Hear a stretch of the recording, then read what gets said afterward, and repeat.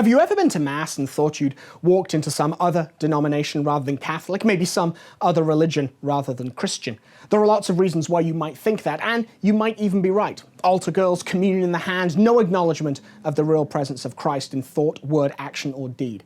But there are Christian services, Catholic services, divine liturgies, just as much the Mass as the Mass we know and love, that you might not recognize and might be confused about. And actually, some of them are more likely to be in tune with the eternal breath of the Church, which is the Holy Spirit, than your average Mass in the Latin Rite. I call this case the case of cultural confusion.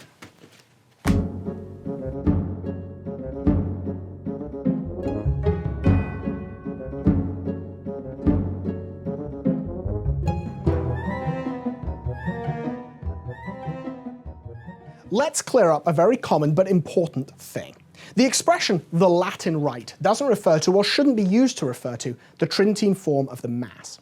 Rather, it refers to a particular church within the Catholic Church. Okay, I'm thinking I just got you more confused than you were before. There's just one church, right? Well, yes, and there are particular churches within her. Let's get back into some history. In the first millennium after Christ, the Catholic Church spread far and wide. It encompassed all of the old Roman Empire and went even further, covering Europe and making serious inroads into Africa and Asia. The Catholics in these areas were gathered together in parishes into dioceses, and each diocese had a bishop who was in communion with the Bishop of Rome, the Pope. So far so good, right? Sounds just like the system we have now. And of course it was. It was the same church, the same faith, the same doctrines as the church professes today. But the liturgies in different areas were, well, different. They were celebrated in different languages with different styles and forms. These liturgies were the result of centuries of theological, spiritual, and disciplinary development, and they reflected the social and artistic norms of their local cultures. The same faith, the same doctrines expressed in a different way in different places for different cultures. Really, when you think about it, that is a wonderful thing. The mysteries of the faith are called mysteries because we cannot understand them easily. We can never understand them fully without divine help, of course, but to grasp even the smallest fragment, we need to be shown the truth by way of parable and metaphor, analogy and example, art and liturgy. Different ways of presenting the same truth mean more opportunities for us to wrap our feeble human minds around them. All was well for about 1,000 years, and then a terrible event called the Great Schism happened. The details are fascinating, complex, argued over, and far beyond the time we have here. But at the end of it, a terrible wound had been dealt to the church, a wound that has never healed. The Eastern rites of the church, known as the Eastern Churches, had split off from Rome, breaking away from the Catholic Church and forming the Eastern Orthodox churches. This left the Catholic Church standing liturgically on one leg, or, perhaps more appropriately, breathing with one lung. That is the metaphor theologians have used for the two halves of the church, the East and the West. The two lungs of the church need to work together for the life of the church to be breathed into the world. Of course, our current Pope, Pope Francis, has shown you can survive with one lung, but I think if we asked the man from Buenos Aires, he would say he'd rather have both. But the story's not all doom and gloom. Much of the motivation behind the Great Schism of 1054 AD was, as is much in the church, political rather than theological. The Eastern Orthodox theology and doctrines are very, very close to the Catholics. Really, the great issue that is the headline reason for the split is nothing more than a semantic stumbling block that most people understand and have put behind them. So, while full rapprochement between Catholics and Orthodox was and might always be too much to ask, there were many Orthodox who longed to come home to Rome. The result was, around 400 years after the split, many Orthodox returned. They became the Eastern Catholic churches. You're probably familiar with some of their names: Byzantine, Chaldean, Syriac. At a glance, you might think they weren't Catholic and were instead Eastern Orthodox or some other flavor of Christianity. But they aren't. They are loyal to Rome, follow Catholic doctrine and teaching, and are part of the Catholic Church. But they have their own liturgical traditions, informed by the ancient practices of their culture. Their masses, which they often call divine liturgy, as the word mass has a Latin origin, are beautiful expressions of that, often free from the liturgical innovations and changes which have plagued the Latin Rite of the Church over the last half-century. The Latin Rite of the Church is what we are most familiar with. The vast majority of Catholics in the world are Latin Rite. And that has its own distinctive liturgy, which is expressed in two forms: the ordinary form, which is the Novus Ordo Mass, and the extraordinary form, which is the Tridentine Mass. but both forms are the same liturgy, the same Mass, expressed in two different ways. But just because most Catholics are Latin Rite, and until recently, one of the titles of the Pope was Patriarch of the West, that doesn't mean the Latin or the Western Church is more important than the others. Far from it. In the Second Vatican Council document on the liturgy, we read, "In faithful obedience to tradition, the Sacred Council declares that the Church holds all lawfully recognized rites to be of equal legal force and dignity, that it wishes to preserve them in the future and to foster them in every way." You might think that all this liturgical diversity undermines the unity of the faith, but you would be wrong, because it is a diversity of style, not substance, a diversity of presentation, not doctrine. The same truths are being presented in different ways, drawing on different experiences for different cultures. When the Church is breathing with both lungs, east and west, she is breathing more freely and is more easily able to promote her doctrines to a wide variety of people. So, it can be seen that the existence of different rites in the Church is the exact opposite of a problem. If there is a problem, it comes from confusion about them and ignorance of them, but not their existence themselves. And between you, me, and the fence post, many of these Eastern Catholic liturgies have an awful lot to teach us Latins about reverence, piety, and sacredness. But that's not the only reason you might think you'd wandered into a different religion's services during Mass. The Church takes her mission very seriously. She was given it, personally, by God. Go out and make disciples of all nations. Convert the whole world, basically. Now, the Church is still doing that. Today, much of her effort is directed, and should be directed, towards what is often called the new evangelization, but is perhaps better titled a re-evangelization, the reconversion of peoples once converted who have now fallen away from the faith. You only have to look at the collapse of the Church in formerly Catholic countries like Italy, France, and Ireland to realize just how necessary this is. But the Church also reaches out, undertakes missions to countries, peoples, and places who have never heard of the gospel. Anti-Catholics like to paint this mission work as nothing more than cultural imperialism or even cultural genocide, metaphorical or not. But nothing is further from the truth. Let's read from Sacrosanctum Concilium again. It's a long quote, but it's very important to understand what's going on. Even in the liturgy, the Church has no wish to impose a rigid uniformity in matters which do not implicate the faith or the good of the whole community. Rather, does she respect and foster the genius and talents of the various races and peoples. Anything in these people's way of life which is not indissolubly bound up with superstition and error, she studies with sympathy and, if possible, preserves intact. Sometimes, in fact, she admits such things into the liturgy itself, so long as they harmonize with its true and authentic spirit. Provisions shall also be made, when revising the liturgical books, for legitimate variations and adaptations to different groups, regions, and peoples, especially in mission lands, provided that the substantial unity of the Roman Rite is preserved, and this should be borne in mind when drawing up the rites and devising rubrics.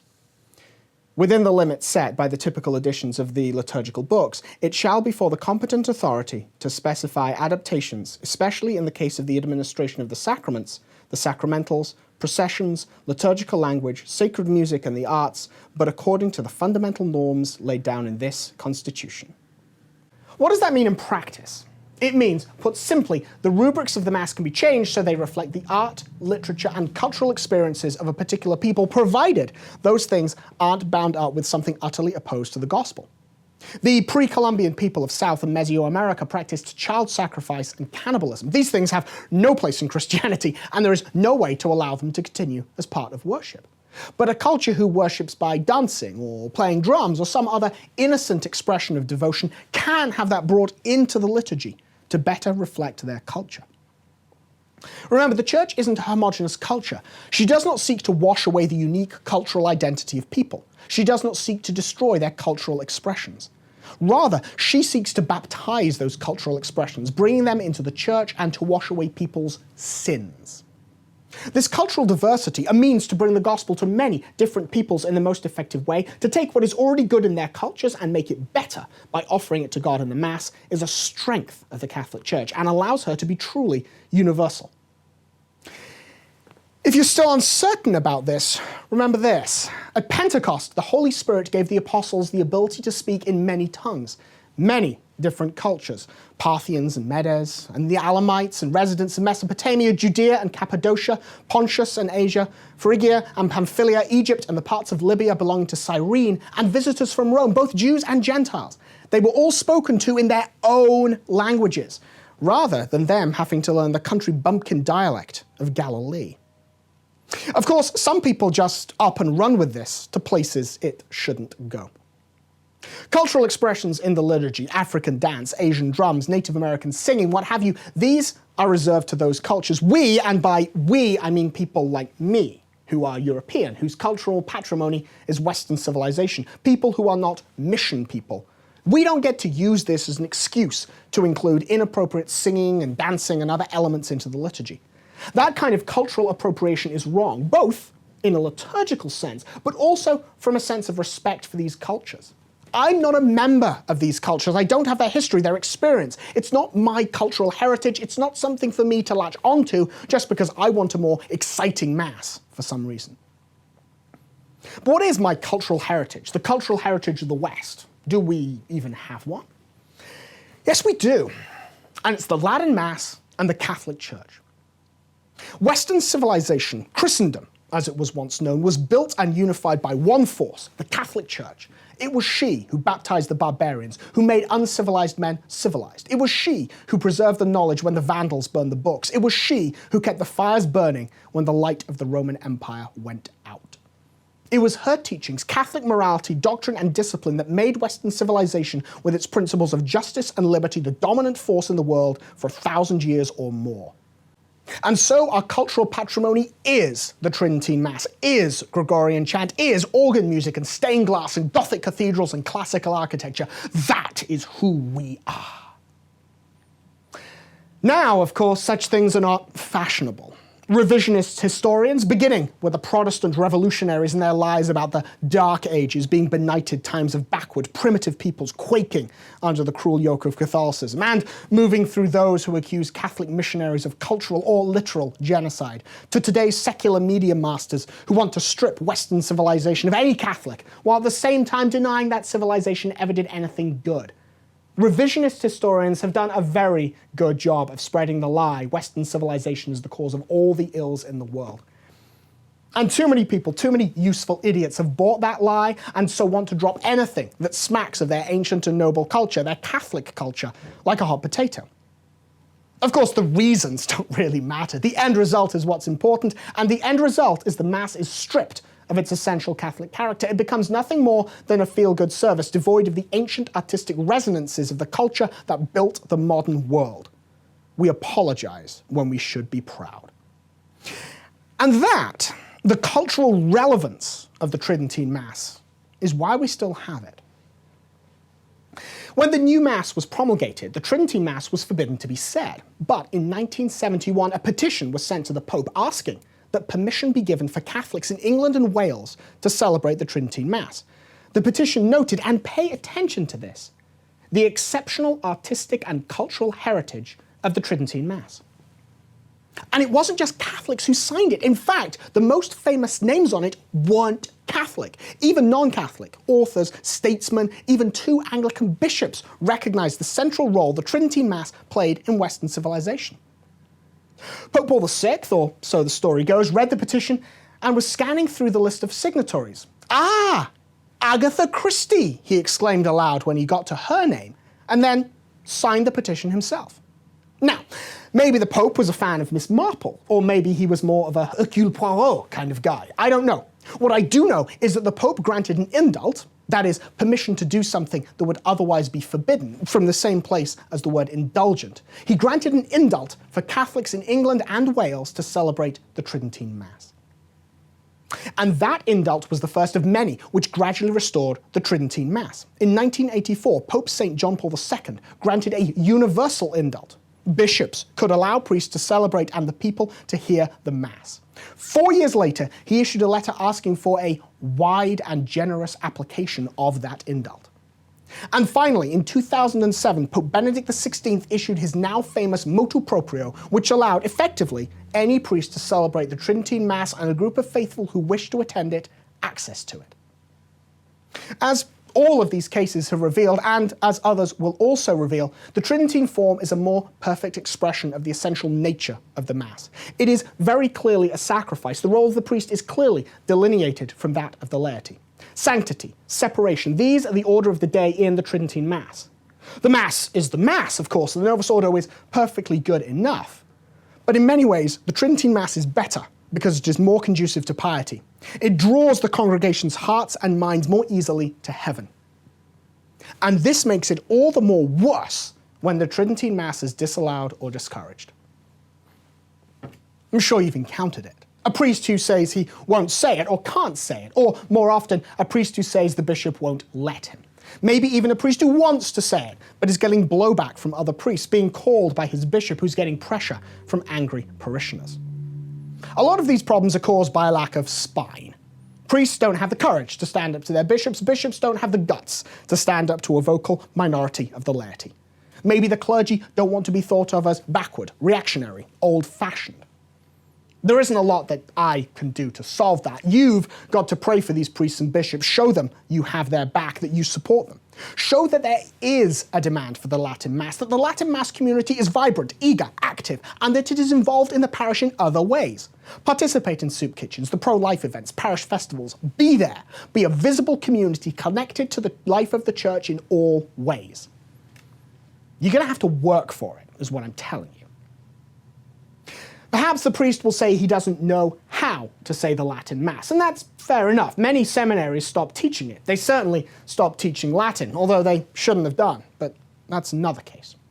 Knock down that objection by offering to send them on a course to learn the Mass. There are lots of courses available. Books, DVDs, seminars. Heck, there's probably an ex-altar boy in your group who can teach the basics and maybe even put the polish on. Don't let a priest get away with the excuse he doesn't know how. One of the spiritual works of mercy is to instruct the ignorant, after all. But perhaps the most common objection is that the bishop won't allow it, and that is just so much hogwash. Summorum Pontificum, Pope Benedict's motu proprio, makes it very clear the bishop can't refuse to grant permission for a priest to say the Latin Mass, because the priest doesn't need permission. The priest can just say the Tridentine Mass if he desires to, if there's a group of the faithful who want it. Of course, that doesn't mean the bishop can't throw his weight around, cajole, threaten, run a whisper campaign. But that's a matter of spine, of guts and courage rather than force of law. If we want to talk about law, then Summorum Pontificum is very clear what should happen if a bishop tries to stop the celebration. The case should be referred to Rome. The Tridentine Mass is, as the rest of these case files show, not only the most effective liturgy for conveying essential Catholic truths and the real presence of Jesus Christ in the Eucharist, but also part of the rich cultural history of the West. Rome has the back of any priest wanting to celebrate it. I think if we can make sure we too have our priests back on this matter, we can call this case closed.